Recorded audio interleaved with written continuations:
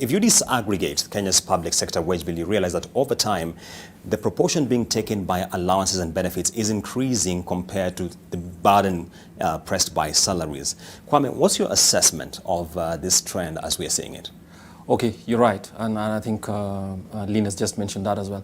So for instance, it's amazing that we have 247 distinct allowances in the public sector. 247. I mean, that number in itself just tells you that something is wrong about the design of the wage structure, because it means that anybody can sit in their office and find one way or the other to claim an allowance in addition to their wage. And so what it's telling you, obviously, is that the design is also wrong. So it's just not about whether we can have more money coming into the public sector. If you have 248 allowances, now not everybody is qualified to claim them, but basically it's just a wide range that it means that even if the revenues were to grow, I think the claims for allowances would grow in turn and not shrink that ratio as the chair of the SRC has said.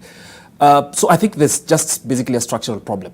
And then the other, of course, is the question of Kenya. I mean, the government's relations, industrial policy relations. I mean, industrial relations problem, because it is as if the government of Kenya only responds to harsh rhetoric of strikes. And what that happens is that the wage negotiations becomes a very, very, very highly political process. Yeah. And what that means then is everybody takes a hard line, there's brinkmanship, and every time the wage arises, obviously the allowances have to.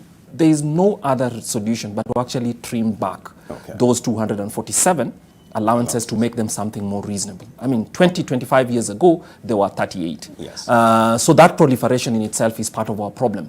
And everybody comes in, including some of the things you are seeing in the BBI. I know this is not a discussion about BBI, but which will add to those allowances as well. So I think we have to get serious.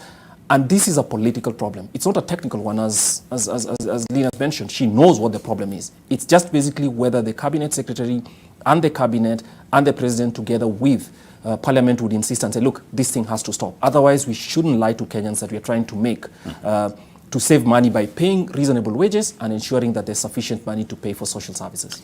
What has the Commission done with these allowances is it was part of the conversation at the National Wage Bill Conference last year in 2019. And one of the resolutions is the need to have a framework, a policy framework on allowances in the public sector.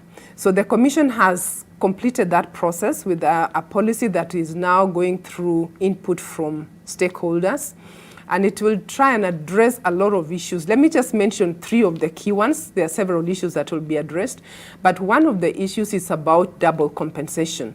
There is a lot of pay allowances that is compensating for what is already compensated in basic salary.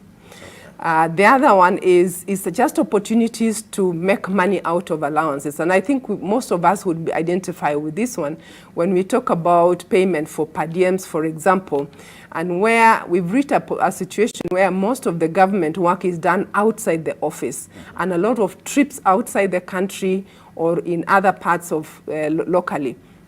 But all that is motivated by opportunities to convert some of these allowances to personal benefit, because then there is an opportunity to make money. So that is another issue that will be looked at. But there are several areas that those policies will address, and it will be discussed with different stakeholders. So yes, we are actually in the process of having that policy in place and engaging the different stakeholders.